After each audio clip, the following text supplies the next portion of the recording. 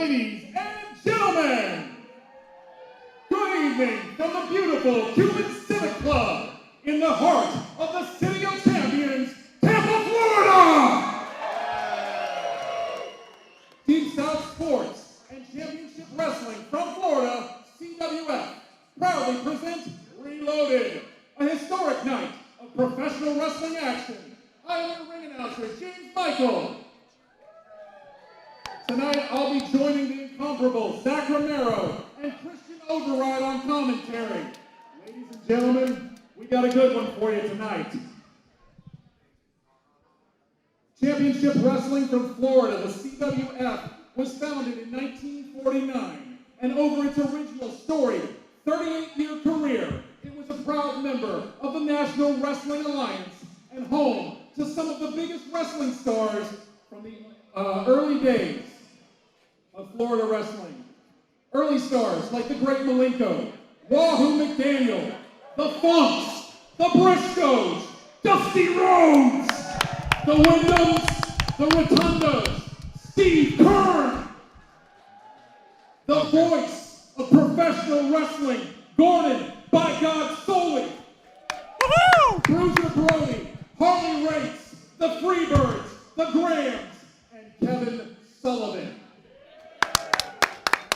Wrestling on Saturday nights was a staple in many Southern homes, and Championship Wrestling from Florida was a big part of that. Ladies and gentlemen, tonight we honor that legacy and look to add to the next chapter. Tonight you will see some of the best athletes from around the country competing in this ring. They're here to prove themselves and to prove something to you, something we already know, that if you want to be anything in the sport of professional wrestling, you gotta come to Florida first. Now, who's ready for some action? Ladies and gentlemen, our opening contest is scheduled for one fall. Introducing first,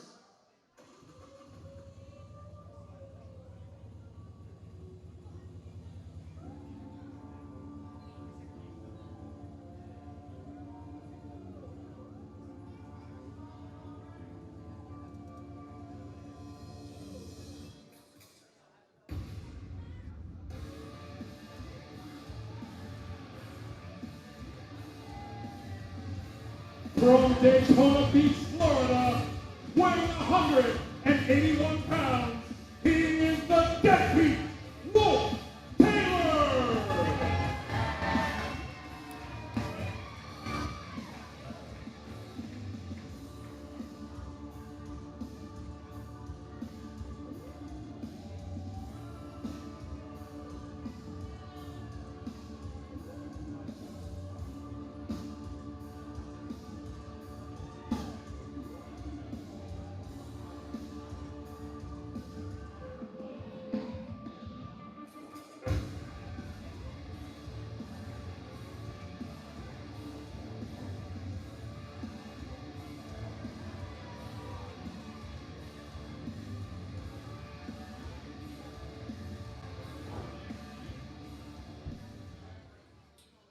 And introducing his opponent,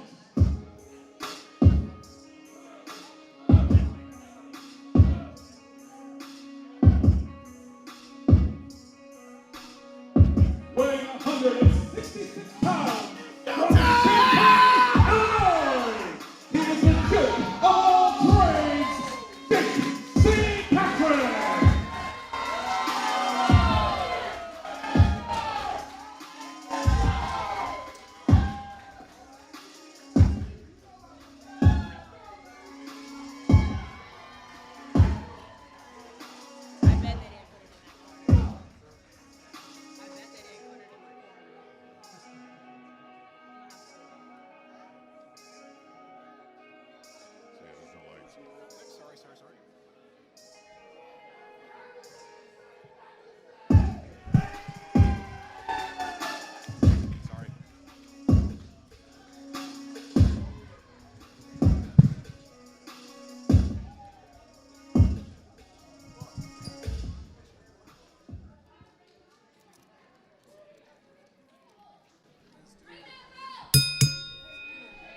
Unbelievable way to start the action here at CWF Reloaded. I am Zac Romero here at the commentation station with one Christian Override and James Michael. James, fantastic opener here. I appreciate the history lesson on the backstory of this company's grand return, and we've got two future superstars in the ring. Agreed. Thanks, James, for the opening comments and teaching us stuff, but I want to teach you about the newest member of the Midnight Tribe. Jake St. Patrick, my God, right here at CWF. Big debuts for both these young men. This kid is amazing. Absolutely incredible. Sage Scott saw something incredible in him, and he added him as the newest member of the Midnight Tribe. And, you know, that's kind of cool because if you watch Jake wrestle here, it looks like he's almost got wings. He is the only flyer in the Midnight Tribe. Right? Yeah, absolutely. Not to say that Sage Scott can't do. Cover. Two, just a 2 count. But now with Jake in the ring, well, he doesn't have to do all of it. It's true. Whatever eases the burden of the de facto leader. But here's the thing. As impressive as Jake St. Patrick is right out of the gate, you're dealing with a real Florida man, if there ever was one, in Wolfe Taylor. Daytona Beach, born and bred. That dude is a deadbeat, Romero. Absolute dirtbag. Look at him. Well, that may be the case. That may be the case. However, there is a real, genuine toughness. You don't come off the beach at Daytona wrestling alligators and eating God knows what and surviving to take an easy loss here. Oh, look at that. CWF. What? Impressive athleticism. That is athleticism, to be sure. I was going to say, you know, the first time I remember seeing the Deadbeat Wolfe Taylor was on the, where was he from again? It's Daytona Beach. The Daytona Beach police blotter, actually. So he's got a storied history. And apparently a rap sheet. Yeah. Be that as it may, there is a genuine toughness that comes from that side of the tracks. Absolutely. And he is showing some of that toughness here as this action goes to the outside in classic championship wrestling from Florida fashion. We have not stayed inside the square circle for very long. No, not at all. I think senior official Julie is going to have her hands full with this one. They look like they're partaking in some extracurricular activities out there on the outside. I would say Zach. that's even if she can get him back in the ring. Yeah. All right, here we go. I was going to say, this is a no-nonsense, knockdown, drag-out kind of fight. But as you said, James, right at the start, this is about proving something. Yes. Another cover here. Yeah. A little bit lackadaisical, only got a 1 on that. You know, we've had so many great athletes come out of the state of Florida, and we're looking at the next generation of guys right here. These are guys that you could see soon, very soon, in bigger promotions or different promotions, and receiving, you know, accolades. Well, I was going to say, we've seen Jake St. Patrick show up on television a few times here and there. He is he's just over the halfway point of a decade into this. And it profession. shows. Yeah, absolutely. That much athleticism you have to be born with. Yeah. I was going to say, adding him to the ranks of the Midnight Tribe, an unbelievable get. But you see Wolfe Taylor here looking to prove a point. When you're the young guns here against this roster of, in some cases, legends around these parts, you got to do everything you can to really stand out if you're going to make a name for yourself here at CWF. Absolutely. Big Zach, body slam right there. What a great opener we have here today, too, you know? Well, I was going to say, you both pointed it out. We're looking at the future of wrestling, possibly the future of this company. It's true. And now Wolfe Taylor looking to maybe slow the pace down a little bit. As pointed out at the start of this contest, Jake St. Patrick has made a name for himself as being agile and a bit of a high flyer. So you can see very interesting technique here from Wolfe Taylor, really trying to keep him grounded and keep his opponent from leaving their feet. Absolutely. Did I actually hear people chanting Wolf? Does he have a Wolf Pack chant going on? Okay, well, He might. He better not. Again, Florida born and bred. You bring your Wolf Pack where you can in these parts. So your hero is a dirtbag. He's a Florida man. Is there anything more Florida than that? You know what? I can't argue with that. Yeah. Be that as it may, before we get run out of town, big clothesline and back elbow from Jake St. Patrick. Just setting him up, Romero. Oh, tilt-a-whirl. I didn't think he was setting him up for that, but, you know. Driving that knee right to the spine, and now Wolfe Taylor suddenly There's the showing booze. some grievances to this crowd. Yes. and a rain of boos down on this young man. Exactly. He's a very unpredictable wrestler. That tilt-a-whirl out of the ropes was, I mean, amazing. Who saw that coming? I would say certainly not Jake St. Patrick, No. who was really trying to build some momentum, and Wolfe Taylor very wisely cutting him off the pass, and we're back at square one. Wolfe playing with his food, as it were. Absolutely, and the slower pace definitely favors Wolfe Taylor here, guys. He's slowing it down. He's keeping Jake St. Patrick off his feet, which is where he's dangerous, or most dangerous, rather. I mean, well, be that as it may, he's getting a little too involved with the crowd, a little too involved with, I don't know, trying to make a statement to this crowd here when he should be sticking to the task at hand. And now, well, those people can get under your skin. absolutely. Throw you off your game plan. As someone who has been on the receiving end of that, Mr. Override, I appreciate your insight here. But spinning back kick, There you go. Yeah. the educated feet of St. Patrick here. Wolfe Taylor thrown in the corner, but can St. Patrick capitalize? No, took a little too long. And driven right into that second turnbuckle. That's that unpredictability, Zach. Oh, no. Rearranging some facial features here. Man, he took that right in the mush. Yeah, I was just going to say, that's all turnbuckle, all mush, and wow! Corkscrew brainbuster here. Cover once again. 2. Still just a 2 count. All right, I got to admit, that was actually executed pretty nice. It was. He Not turned happy him over. about it, but- He turned him over pretty nice. However, Christian, you for one have done plenty of studying alongside the Midnight Tribe. You know there is innate toughness in that group. They cut out the weak at every turn, so you have to imagine there has to be a toughness factor for Jake St. Patrick if he's going to be running with that particular pack. Oh, absolutely. Tough as nails. They don't want to have just anybody in their ranks, Zach. you know? Absolutely true. Absolutely true. Champions are nothing, I believe he said. Yes. And as you can see here, Wolfe Taylor again looking to dismantle his opponent here. Oh, boy. Come on. Wriggle out. St. Patrick one step There you ahead. go. Spinning heel kick. Those educated feet landing, I was and just finding saying, their mark. The height on that jump. Yeah.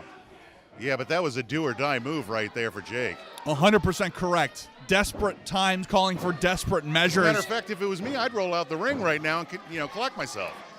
If it was you, you'd roll out of the ring right now, get in Here your you car and go Listen home. to that. Not a bad strategy. Not a bad strategy. Both men slowly return to their feet. Oh. Wild strikes from Wolfe Taylor, but again, St. Patrick attempted those kicks, but you can see a step slow because of those dueling. Oh, he caught him with the backhand. Wow. The sequel always stronger too. Oh, excellent ring awareness of one Wolfe Taylor. I saw the timekeeper almost jump out of his seat there. Yeah. Very, very close.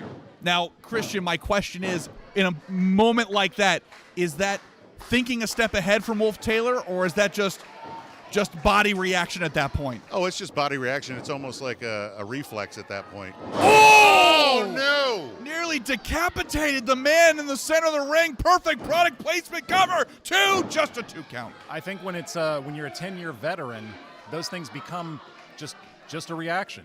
You know, it's Very an true. automatic thing. Very true. Saying both these young men so tough, looking to really branch out and explore things, I think, beyond the Sunshine State. But, James, you pointed out perfectly at the start, if you want to be anybody in the sport of professional wrestling, it starts in Florida. Exactly. Now If you can think of a superstar, name him. Spent some time in Florida. I guarantee it. Now, these two battling on the second hardest part of the ring right now, and just a straight heart punch to the man. Yeah. Shades of Ox Baker. Oh, boy. What we got going on here, Zach? Death Valley Driver perhaps on the the ring outside? apron, on the apron, Oh. but no, Jake St. Patrick Oh, he's got to get it. Nice. throwing some elbows. Second rope. Beautiful. Yakuza kick, and outside of the ring is Wolfe Taylor, and now, Tope suicida, Romero. and it hits its mark. Stuck the landing and everything. Wolfe Taylor is reeling right now. Probably with a broken nose. Potentially. Yes. And that's the way St. Patrick likes it, baby. Say tuning up the band here. Full head of steam. Beautiful kick. And nearly took the man's head off. Cover. 2, 3, that's it.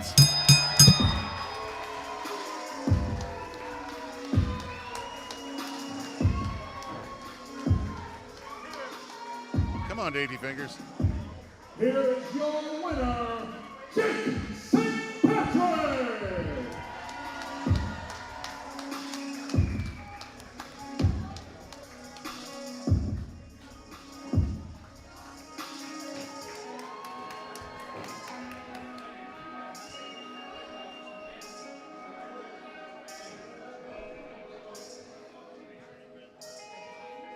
Well, that's an excellent victory for the Midnight Tribe.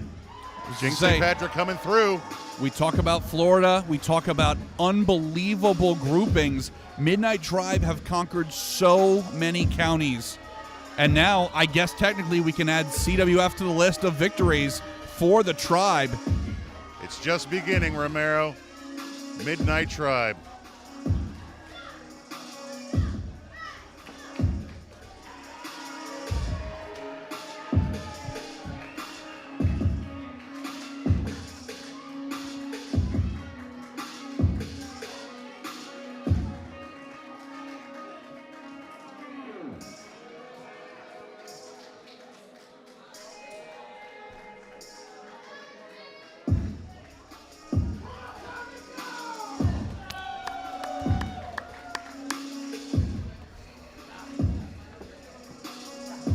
That unbiased journalism coming back. I don't know what see. you're talking about, Romero.